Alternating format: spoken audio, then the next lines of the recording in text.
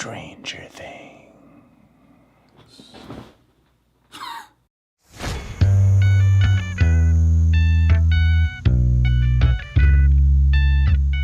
What's up everyone, John from Beyond ARTV. It is time for a TV series review. I talked about going outside of the box, saying I wanted to do other things, so here we are. And I talked about the first season of Stranger Things. Why not talk about Stranger Things 2? It is being labeled as Stranger Things 2, not Season 2, so don't correct me in the comments. The Duffer Brothers, the creators of the series, already had pre-production started thanks to Netflix saying, gather ideas for a Season 2, potentially if Season 1 is well received. Netflix tends to renew things, and something you might not know about me on this channel, I'm actually a pretty big fan of TV. And 80s nostalgia, even 70s nostalgia, it can be such a great tool whenever it's used right, and it's not just done in a way where it's just like, oh yeah, you know, that song was cool in the 80s, let's build an idea around that. This actually feels like they went the whole yard, the whole 9 yards, instead of just doing the whole 7 yards. They went the extra effort to make everything look very 80s, very retro, down to the haircuts, the way that they talk, and the overall mannerisms and interactions with people. The first part of this review is going to be spoiler-free, so whenever I get to the part wherever I start talking about spoilers, I will put a timestamp on screen that you can skip to. Do not worry, or else you can just shut off the video at that point. But for now, we are spoiler-free. Stranger Things 2 picks up just down the road from Stranger Things 1, obviously a few months down the road. We're right around Halloween at this point, and I loved the first season of Stranger Things. If you want to see my review of that, I did it with my girlfriend.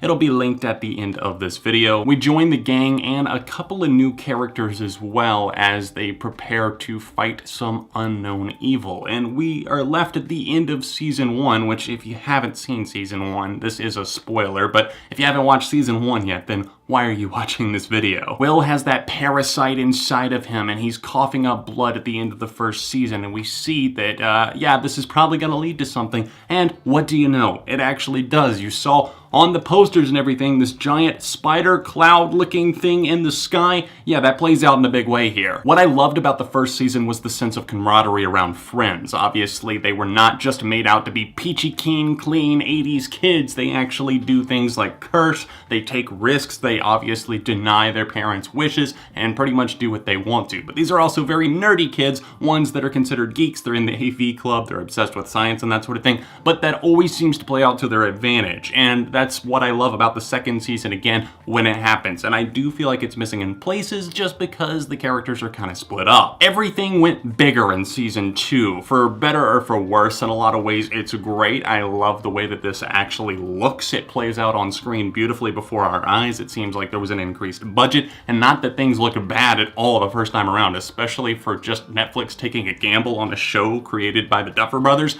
That's amazing. They pulled it off big time. But here, I think that they took it to the next level, so the visuals look fantastic. But what I do miss in places is just the sense of character development, the chemistry that they develop between characters, like obviously Eleven, aka Jane, and obviously Mike as well. That whole relationship and the way that that was playing out in the first season. Obviously, Eleven was used in a lot of the promo posters and teasers for Season 2, so we knew she was going to be back somehow, some way, we don't know how, and here she is. And honestly, that's one of the things that kind of irks me about this season, because I really do like it overall. Just the side steps that followed Eleven were not that interesting. The character of Eleven worked so well the first season because she was finding things out, she was learning, and she was with the crew that we liked. And once the crew is kind of split up in Chapter 2, and everybody's going their separate ways, I mean, sometimes the kids are with Steve, sometimes it's focusing on Jonathan and Nancy, and not that I have a problem with those things, it's just that there's more divided screen time between everyone, and I don't always like every little side mission that they just kind of dive into. I do like that they picked up on the whole storyline of Jim Hopkins of Hawkins PD. Obviously, he's the chief there, and him leaving the Eggos, which Eleven loves. He left those out in the woods,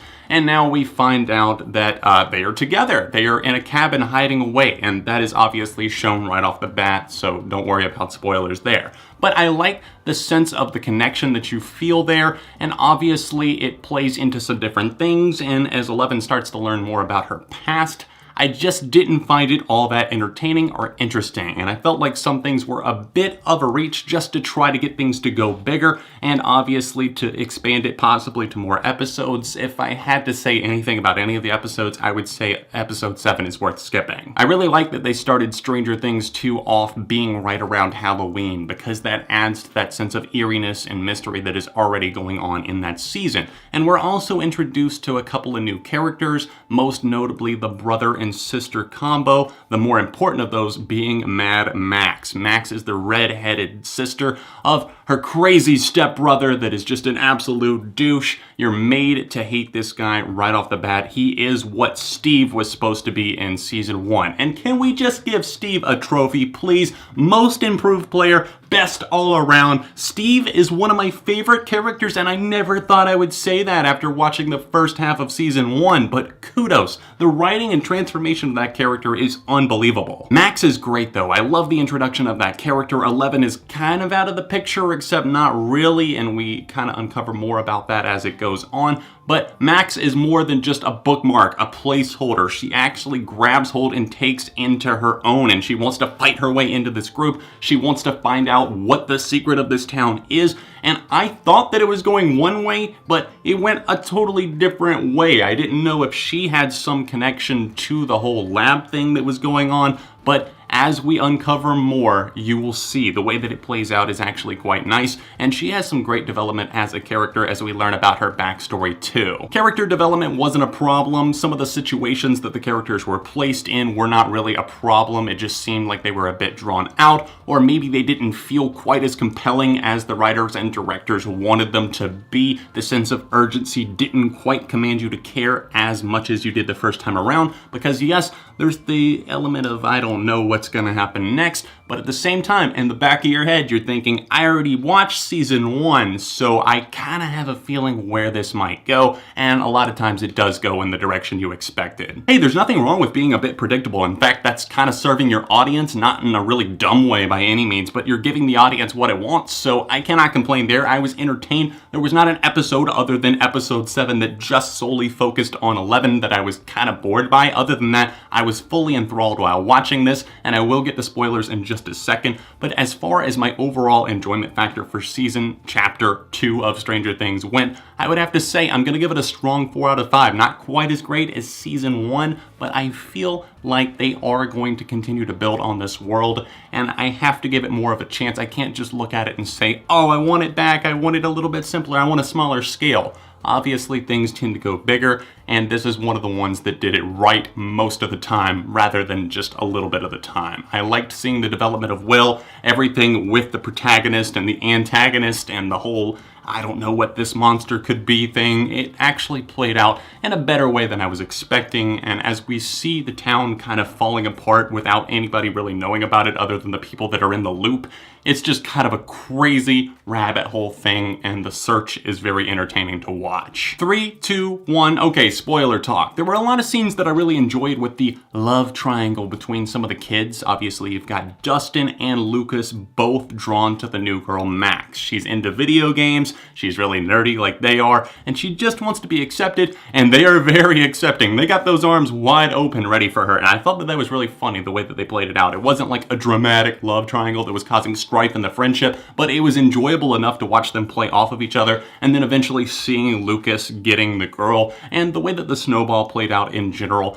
I thought that that was great. It made me really happy, especially after all the Demogorgons are beat and everything like that. 11 seals everything up. She uses her powers and her newfound anger to use those powers even in a more strong manner. I just thought that the snowball was a great way to just really show the dance, show the 80s, give the atmosphere, and show that things were okay right now. And I obviously loved the new character Bob as well. I want to talk about that. And I couldn't really talk about him without spoilers because I loved Bob. Bob, aka Sam from Lord of the Rings, Mr. Frodo. And what? They had him? Bob is such a good-hearted guy. He was the Radio Shack employee. He was there for Winona Ryder, Will's mom, and Mrs. Byers. And it's just like, how could you kill Bob off like that? He did so much for us. He was willing to risk himself, put himself out there, and do so much for the whole just everybody involved. He was ready for the collective, and he was fighting the good fight, and he had just been thrown into the fire.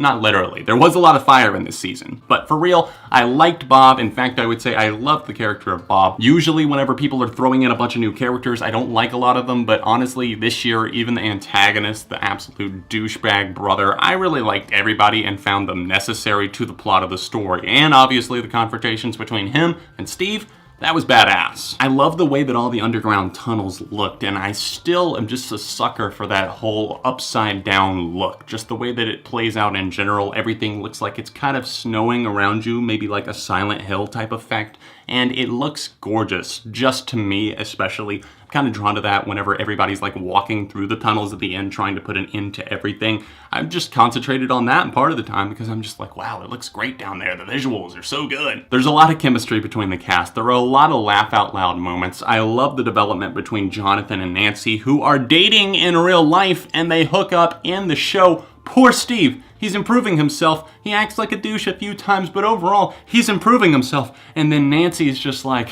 I don't love you.